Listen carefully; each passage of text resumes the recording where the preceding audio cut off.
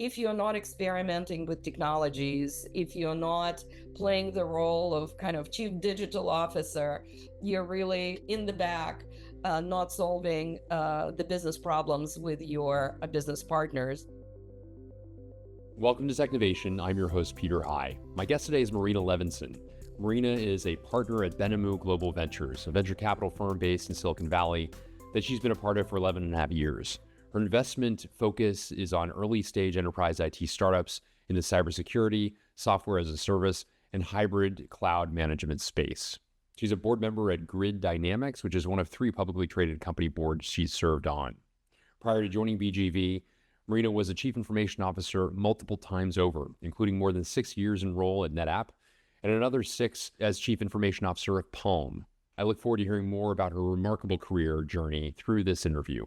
Marina, welcome to Technovation. It's great to speak with you.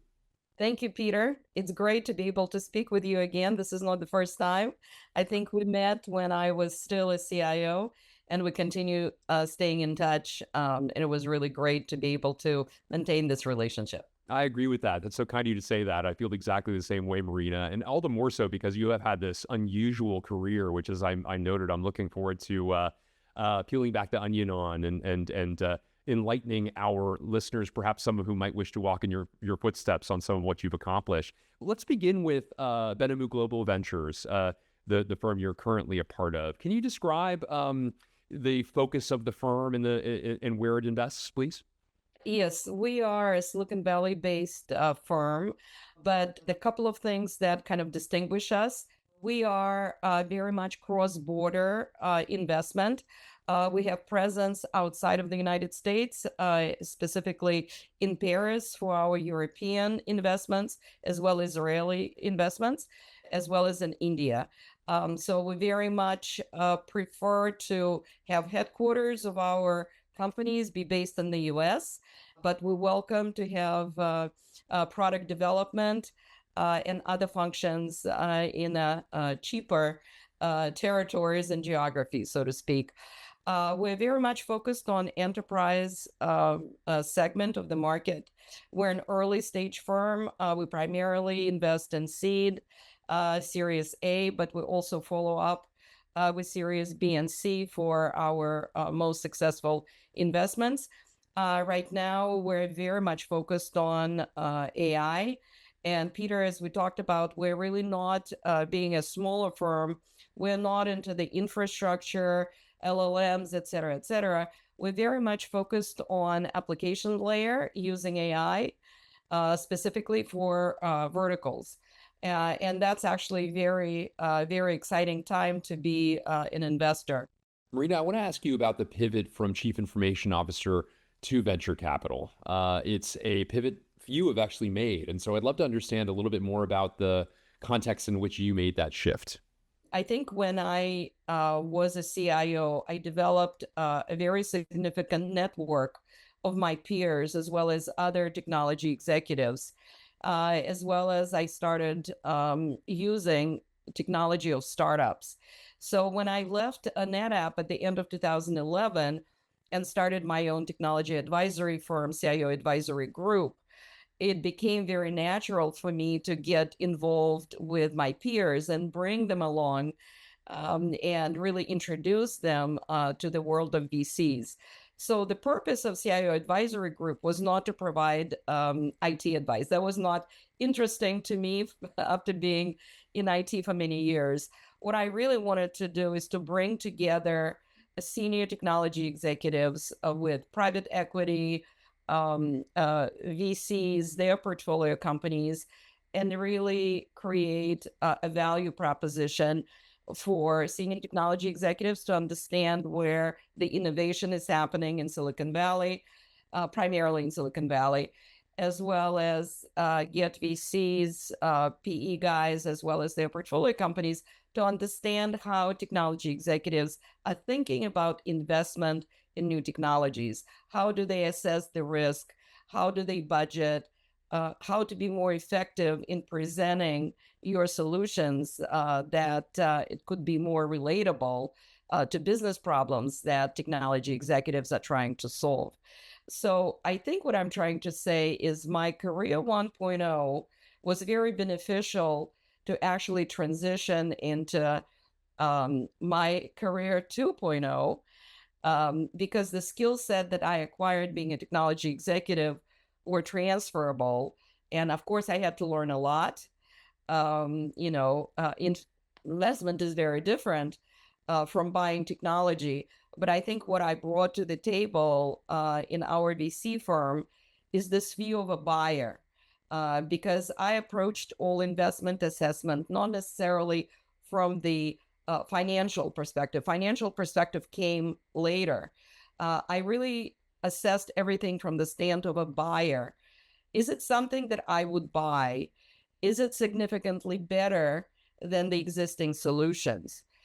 Is it good enough, or is it 10x better? Is it nice to have, or is it must have? And I think that was very helpful to my peers at the firm to actually see my point of view. And I think what they taught me a lot is, okay, once you determine that from technology perspective, this is an interesting proposition, how do you assess how successful this particular investment could be? So I learned a lot. I did a few investments. Some were successful, some were not successful. I think we probably learn more from our failures than from our successes. And about 18 months ago, I kind of started my career 3.0. I transitioned from being an investment partner to being an advisory partner. Talk a bit about the difference between those two and the substance of your current role. My focus is to help with portfolio value creations, working with our portfolio companies, helping them with product positioning, helping them to understand how to achieve the product market fit, and again, teaching them a little bit how to be more effective in selling into technology decision makers. So I continue serving on boards, but I'm now less active. I'm just on one public board, and I also chair two advisory boards. So that leaves me more time for kind of balancing my work and life. Finally, it took a lot of years to get to that point, but I think I'm there. Wonderful. Let's talk a little bit about the relationship between CIOs and the venture community. Can you talk a bit about how you engage this community when you were a CIO? You mentioned, of course, some of the venture-backed companies that you would be, you've scrutinized, presumably brought in order to use some of their services, their technologies, and so on. Talk a bit about having worked as a Silicon Valley CIO. I mean that geographically. Therefore, you were in close proximity more so than many of your peers at the time. What was your relationship with venture capital before entering the field? Actually, the reason I started my business CIO advisory group, I felt that there was not at the time, 2010, 2011, at the time, there was not a sufficient link between the technology community, especially CIO community, and VC and private equity firms. So my goal was to actually create that linkage. And I worked with a number of companies. I worked with Warburg Pincus on the private equity side. I worked with Andreessen Horowitz for 4 years to help them put together their program, which is probably one of the best in class. And then at BGV, I created for the firm what we call Technology Advisory Circle, where we actually recruited a number of senior executives, not just CIOs, but CIOs, CISOs, CTOs, VPs of engineering, that are really one of the more progressive in the field, people that were very interested in bringing innovation into their organization. And that was actually a very successful program for our firm. We had two objectives. The first objective is to use our members during the due diligence process to basically bounce ideas off of them. And in fact, when you do a due diligence and you get customer references from your portfolio, future portfolio companies, it's always glowing references. You never get a bad reference. which makes perfect sense. So you want to validate that. So I use quite extensively my network, as well as my personal expertise, to review and validate the value propositions of portfolio companies. So that was one during due diligence process. And then ongoing, we had quarterly meetings and sometimes even more often ad hoc meetings where we would put in front of our advisors one or two portfolio companies and let them present, as well as describe the challenges they have in penetrating the market. And then our advisors were extremely beneficial in helping, solve some of the issues or educate our portfolio companies how to better position their products. And there is a natural win-win with this structure because not only our advisors build relationship with me and the firm, they also build relationship between themselves, and lots of friendships have been created through the years. And secondly, it's been really good for them to learn about specific portfolio companies, and some of them became advisors to those individual portfolio companies. So it became really a win-win for the firm as well as for the members of Technology Advisory Circle. Very interesting. Talk a bit about, if you would, the Technology Advisory Circle, its constitution, and how you manage that group. I think when I was still a CIO, it was considered to be somewhat risky to bring new unproven companies into the organization. I think that completely has changed in the last 10, 12 years. If you're not experimenting with technologies, if you're not playing the role of kind of chief digital officer, you're really somewhere in the back, not solving the business problems with your business partners. So what I see right now, there is a dramatic change in attitude towards startups and much more experimentation with technologies where you wouldn't even expect them to do 5 years ago. I think AI is a fundamental change that will really probably make the rate of change even faster because this is one of those technologies that CEOs are interested in, and it is driven tops down. And in my experience, if you have support from your CEO, from the technology, from your executive team, it becomes much easier for technology executives to bring new, somewhat unproven technologies into the organization. What I always, Peter, suggest to my peers is don't bank your job. Don't take unproven technology and implement it in your supply chain. Start somewhere where that could be significant benefits, but it's not going to disrupt the business processes of your company. And prototyping is essential and very, very important. Yeah. Well, thank you for those suggestions, certainly. And talk a bit about, you mentioned at the outset, and you re-emphasize here, artificial intelligence being an area of focus for the firm. You also noted that being a smaller firm, it's less on the infrastructure side and focused more on the application layer for specific verticals. Provide some examples of that, if you would. What are some areas of investment that the firm has undertaken that excite you? We have a number of AI investments, both at pre-seed and seed level. Some of the examples is AiDASH. This is a company that is using AI to basically allow companies to monitor their geographically dispersed assets in real time. That's very exciting and coming from businesses where there was a lot of technology, a lot of servers, a lot of dispersed telecommunications. You can relate from that, but it also very applicable to industrial sectors as well. We also started investing in healthcare.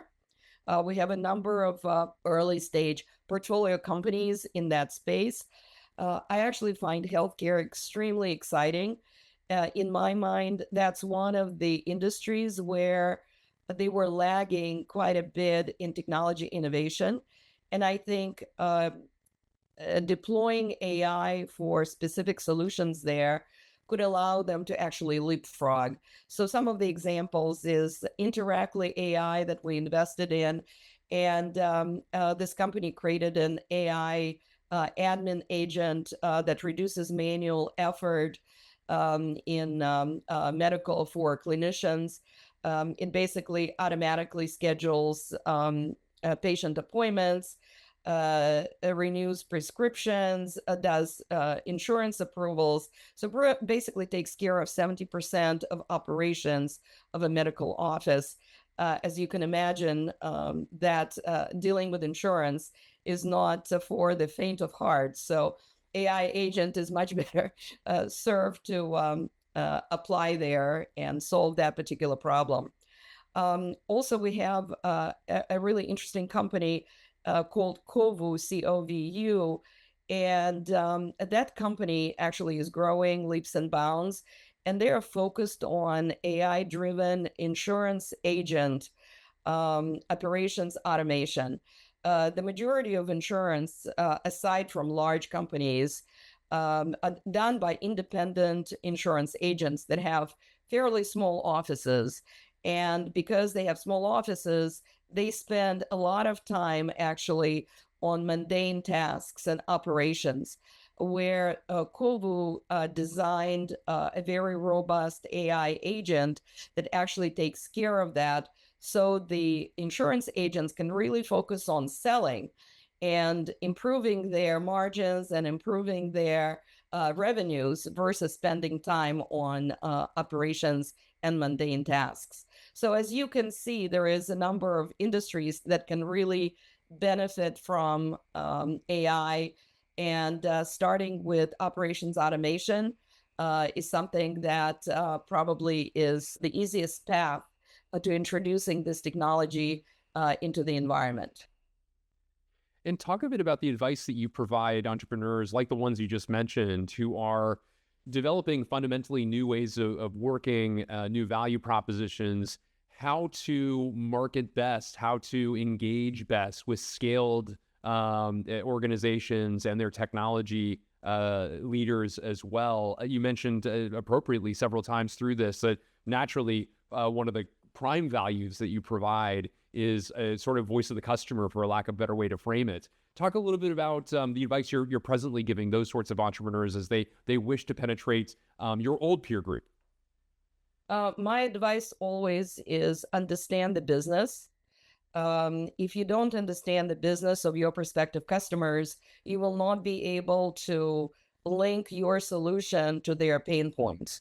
The example I always use, your patient has a knee problem and you come and say, oh, I have a great solution that will fix your ankle or something like that, where your patient is not interested in the solution. So learning about your prospective customers, understanding how they currently use technology and how your solution can help them leapfrog using the innovation is extremely, extremely important.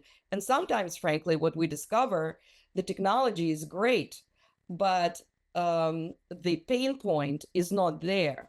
So if it's a nice to have solution and not must have solution, it becomes a dilemma.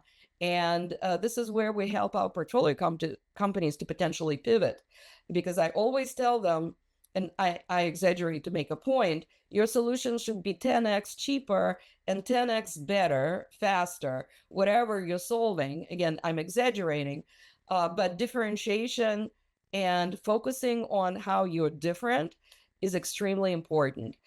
In terms of AI, the ascent of this technology is so rapid that a lot of my peers are not necessarily prepared, or their technology organizations are not prepared to deploy this technology appropriately and to scale. And I always suggest that they potentially partner with a company that specializes in AI and deploying AI solution. I'm actually on the board of that one of those companies, and this is not a shameless, advertising for Grid Dynamics, but this is one of those companies that, in their DNA, machine learning and predecessors to AI was something that they were extremely good at, and they were able to transition very quickly with their customers, primarily initially with their existing customers, helping them with AI projects that clearly delivered very significant benefits to those customers. And they have marquee customers. Fortune 50 are the focus for the firm. What they also did to prepare their own organization, they completely focused on using AI within their own organization. Just to give you an example, in product development, they developed agents that actually develop code. So they don't necessarily have to hire junior programmers, that they can focus on having very senior technology experts within their AI projects. So the people actually are checking the code of AI agents that generated the code, and they're working right now on creating agents that will be checking the code. So really changing how they do product development, SDLC, et cetera, et cetera. And this is something that they can share with their customers and with others. I think that's a really success story because almost 30% of revenues of the company now come from the AI type of projects. And the companies that they're working with are on the forefront of deploying AI within their enterprises. So this is exciting. So my advice is, if you don't have a lot of expertise internally, select a partner that can actually help you bridge that gap. Because I'm convinced that 2-3 years from now, unless you have AI skills as a technology professional, not necessarily you will be obsoleted completely, but your skill set is not going to be on par, to really advance your career. So this is what I'm advising my peers, and this is what I'm advising as a board member, is to really focus on AI and run as quickly as you can. Very interesting. And as I recall, you the opportunity to join the Grid Dynamics board came through their investing in a company, purchasing a company that was a portfolio company of yours. Do I recall that correctly? And that is correct. I was on the board of a small seed that we made in the DevOps company a while ago. I believe it's 2015. And Grid Dynamics acquired that company. And this is how I came to know Grid Dynamics. And when they went public back in March 2020, which was a difficult time to go public, frankly, they went public, I think, 6th of March. And I think everything shut down on the 15th of March because of COVID. So I joined on the day after they went public as an independent director. Let's stay on the board topic for a moment. A lot of your old peers have the aspiration to join boards as well, and thankfully a growing number are in fact doing so. That said, as somebody who has served on 7 boards, 3 public boards, talk a bit about your advice to those who've not yet made that leap but wish to do so. What sorts of things ought they be doing in order to potentially have more opportunities to join a board as you have? First of all, I think people need to approach this as a portfolio. I really like the fact that I was both on early stage private, late stage private, pre-IPO private, and public. Requirements are totally different. There is much more governance. There is much more preparing your newly public company to be a mature public company when you join a public board. And in private companies, especially earlier stage, you focus a lot on strategy and helping the company understand the markets, do introductions for them, so they can sell their products into the market, establish the product market fit. For late stage private, which was also very interesting, I was on the board of Personal Capital, which was in a wealth management space. The company got acquired also during COVID for $1 billion by Empower. So late stage doesn't necessarily have to be a bad exit when you're selling the company. But it was also very interesting. It was strategic, but also there was a lot of preparation. The company had enough revenues to go public. So there was a decision, do we sell the company? Do we go public? If we go public, what does it mean? How do you prepare for that from the organizational perspective, from governance perspective, et cetera, et cetera. So all those kind of three categories that I was able to experience gave me this portfolio of companies where my skills can be applied in a different way. And that was very interesting for me. I really enjoyed that. And as you noted, you're now in the sort of 3.0 version of your career, one in which work is still involved, but perhaps not quite as front and center as it has been for such a long time. I understand you're getting into the wine business to an extent. Talk a bit about that if you don't mind doing so. Yes. So my husband actually retired back in 2021. I think COVID pushed him to retirement. He didn't expect that to happen. But we used to have a property in Sonoma for a very long time. We purchased it back in 2006. And about 8 years ago, we planted Zinfandel. And I personally didn't expect anything. I just thought that it will look pretty on our property. But my husband got very passionate about winemaking, and he joined the board, Sonoma Home Winemakers, and he's been making Zinfandel now for 4 years. This is not for sale. He doesn't have commercial license. He doesn't plan to have commercial license, but it's just a great passion of his. In fact, I am now in our home in Silicon Valley. He's in Sonoma. He needs to do something in his vineyard.